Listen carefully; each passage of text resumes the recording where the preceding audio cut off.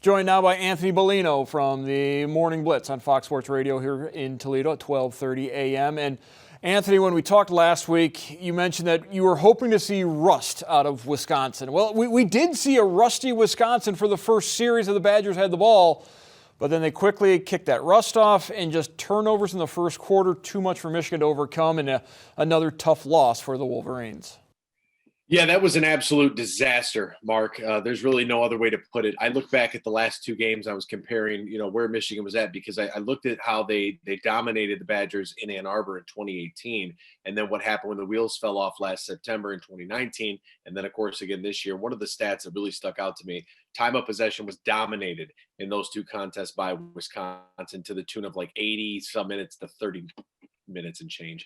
But rushing yards, 700 rushing yards for Wisconsin in two football games to Michigan's 87. 700 rushing yards in two football games against Michigan. I mean, it's inexcusable. Like, there's no way you can win a football game when you have another team that will line up man to man and say, hey, you're 5 against our 5, and our guy's going to carry the ball, and there's nothing you can do to stop him.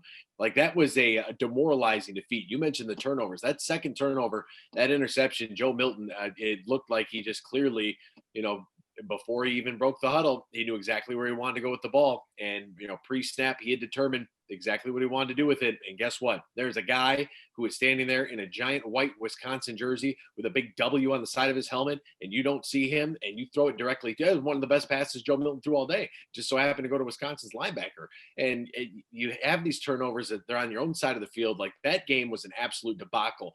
You go down 14-0, it's like, okay, well, I haven't seen anything from this team that tells me that they're going to respond. So I tweeted out, like, is anybody ready to turn this off yet?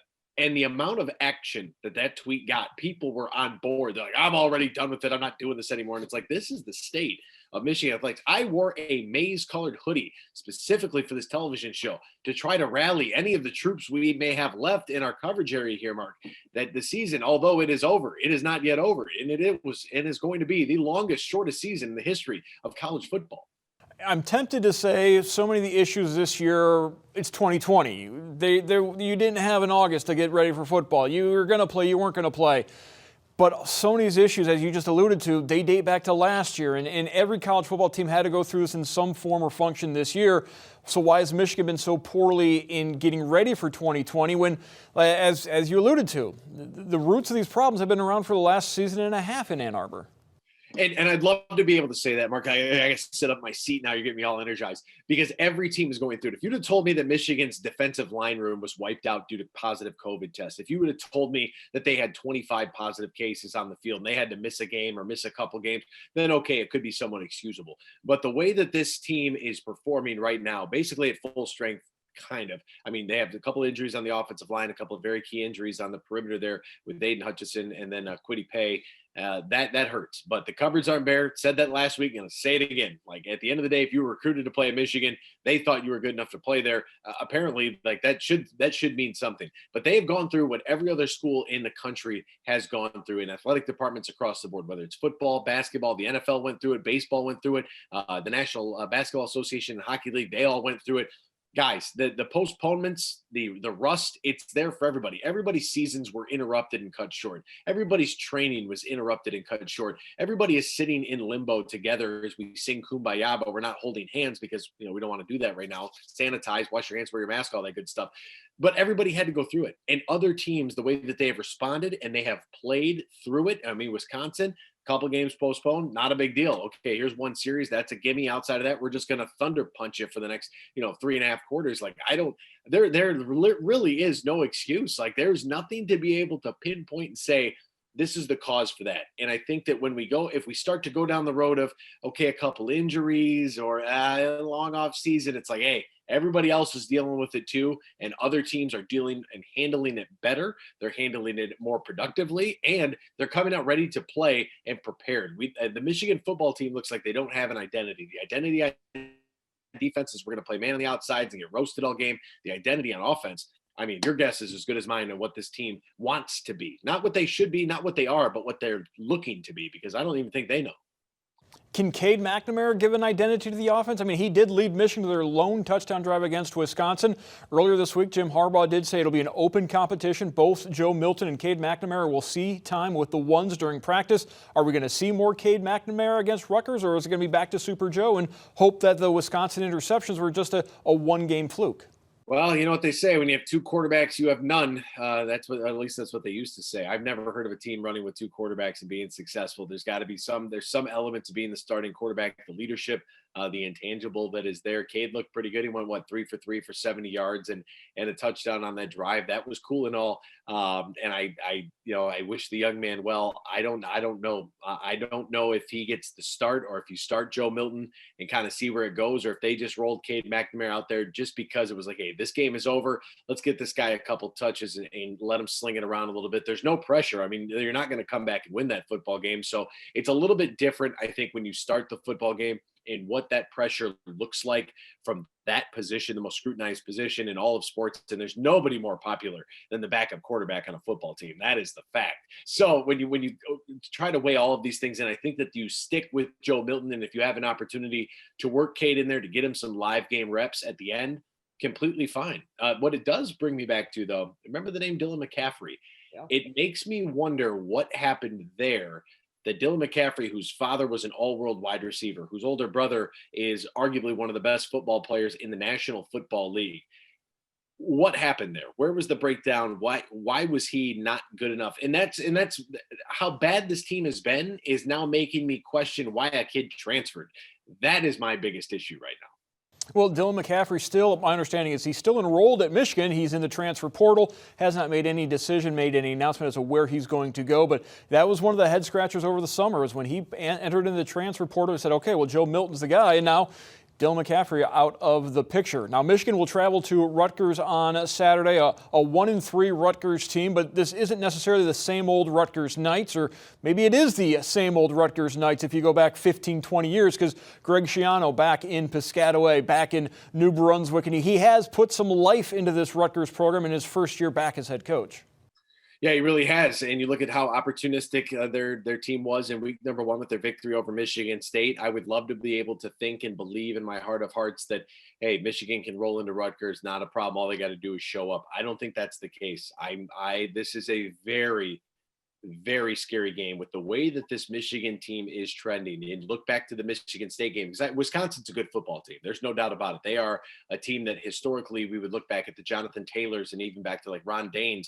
You just think they're going to turn around, hand the ball off behind 700-pound linemen, and they're just going to run all over you. Well, they can do that, but Graham Mertz can throw the football as well. Michael Penix in Indiana, that is a good football team. So those two losses I can kind of somewhat see, sort of.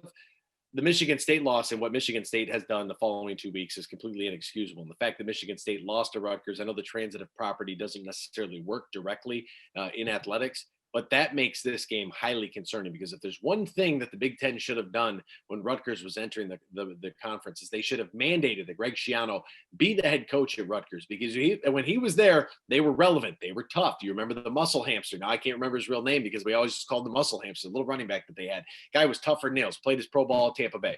I'm not even going to think about it right now because we'll be here for like 15 minutes while I'm doing that. But the point is, Greg Schiano, he recruits the East Coast really well. He had a little bit of an off-season advantage over Mel Tucker. They were able to get some transfer players in there and work some things out as far as getting some JUCO guys in, get some transfers in, try to assemble a team the best that they can to be competitive right now while still being able to recruit for the future. That makes this game very, very challenging for Michigan. I would not pencil them in to be a winner if I was a gambling man, which I am, but I won't say that on television, even though I just did, and I kind of winked at you right now. I would stay away from this game. I truly would. I do not have 1 ounce of confidence in this team going into this week. One of the interesting aspects about this game, if we want to maybe project a little bit, not necessarily because of what might happen in 2020 or 2021, Michigan has always recruited New Jersey very hard. The Big Ten is always going after New Jersey very hard. Greg Schiano wants to keep those Jersey kids in Jersey, get them at Rutgers. So the winner of this game, that's going to be big in the Jersey high schools in looking at the classes of 2022 and 2023. So that's another reason why this game is so important for Michigan. Oh, without question. I mean, you look at the youngsters that were there to watch the Wisconsin-Michigan game. You're gonna see guys that are gonna reopen up their recruitment right now because kids want to come in, they want to come in and play for a winner, and they want to play right away. Now, usually those two things don't necessarily happen.